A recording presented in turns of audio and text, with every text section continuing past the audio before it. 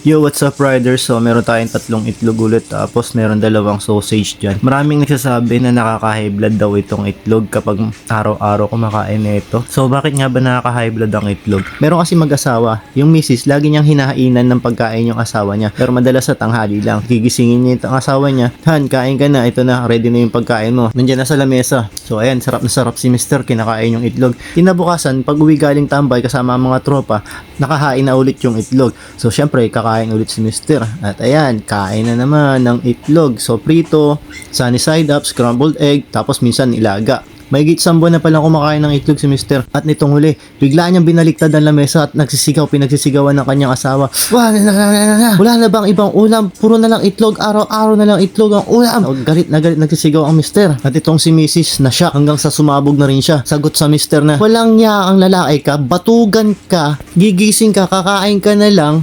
Uuwi ka ng bahay, kakain ka lang ulit, wala ka nang trabaho, ang lakas mo pa magreklamo. Hanggang sa ayun, nahimatay si Mr. Sa sobrang galit ni Mrs. And I'm bounce out. Meron ulit bukas.